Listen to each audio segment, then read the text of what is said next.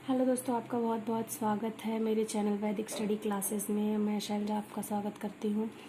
और दोस्तों, इससे पहले वाले वीडियो में मैंने एनसीईआरटी क्लास 7th के और फ्रैक्शन एंड डेसिमल के 2.1 के अंतर्गत आने वाले सारे प्रश्नों को सॉल्व कराया था।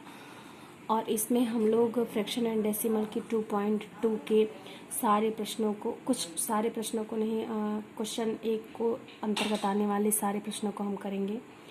तो चलिए हम लोग शुरू करते हैं। देखिए इसमें क्या कहा है।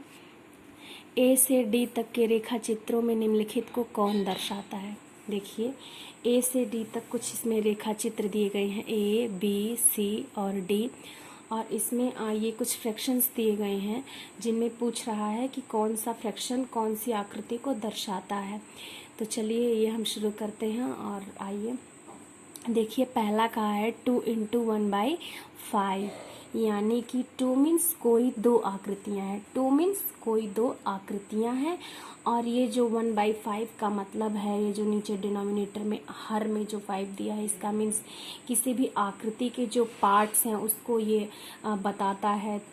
डिनोमिनेटर किसी भी कोई भी शेप्स के जो कितने पार्ट्स में है वो ये बताता है। तो मतलब कि कोई दो आकृति है और उसके कितने पार्ट्स हैं, 5 पार्ट्स हैं।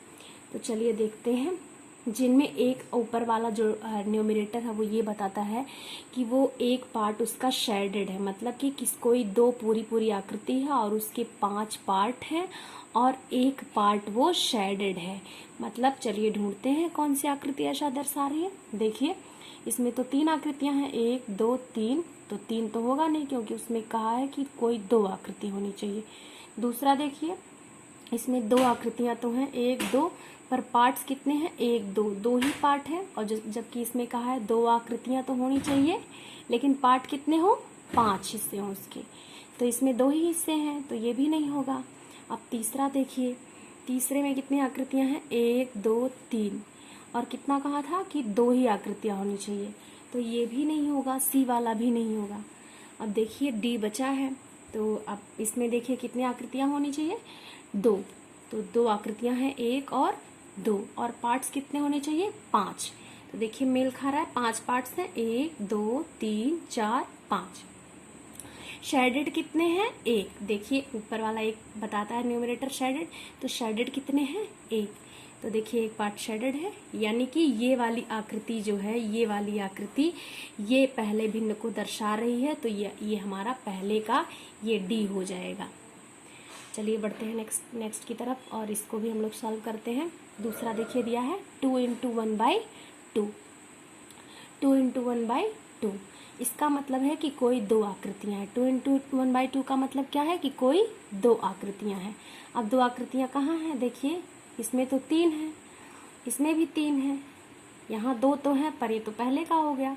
ये देखिए इसका ये हो जाएगा, कोई दो आकृतियां हैं, कोई दो आकृतियां हैं जिनमें कितने पार्ट्स हैं, कहा है 2 पार्ट्स हैं। कितने पार्ट्स हैं, 2 पार्ट्स हैं।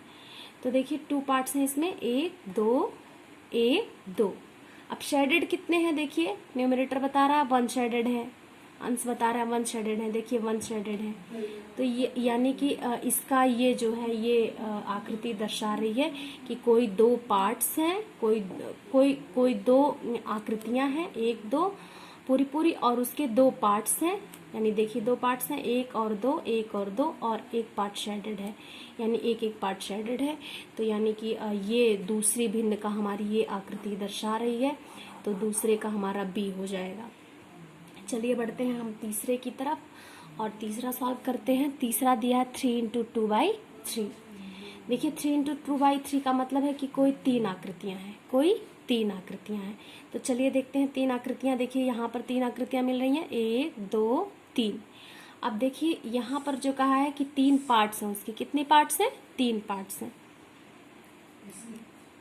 कितने पार्ट्स हैं, सॉरी ये नहीं होगा, ये नहीं होगा, सॉरी ये वाला नहीं होगा, इसमें 4 पार्ट्स हैं। कोई 3 आकृतियां हैं, इसमें 3 आकृतियां तो हैं पर इसमें पार्ट्स 4 है, इसलिए पार्ट्स 3 होने चाहिए, इसलिए ये वाला होगा कि कोई 3 आकृतियां हैं। कितनी आकृतियां हैं, 3। देखिए 1 2 3।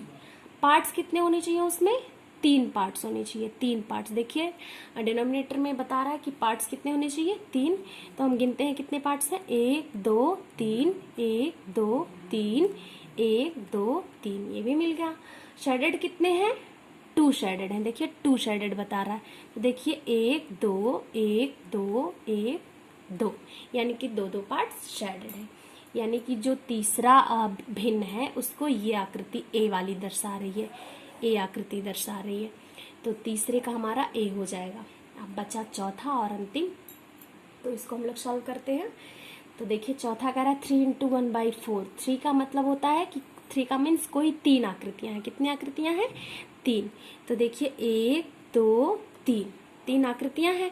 और देखिए कह रहा है कितने पार्ट्स हैं उसमें? 4 पार्ट्स हैं। कितने पार्ट्स हैं? 4। तो हम लेकिन काउंट करते हैं 1 2 3 4, 1 2 3 4, 1 2 3 4, 4 पार्ट्स हैं।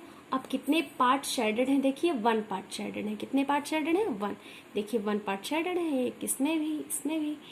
तो देखिए, और इसलिए इसका चौथे का हो जाएगा ये सी वाला, चौथे का हो जाएगा सी, ये चौथे का सी हो जाएगा। तो इस तरह से हमारा क्वेश्चन 1 के अंतर्गत आने वाले सारे प्रश्न सॉल्व होते हैं। और अगर आपको मेरा ये वीडियो पसंद आया हो तो मेरे चैनल को लाइक, शेयर और सब्सक्राइब करना ना भूलें। Thank you.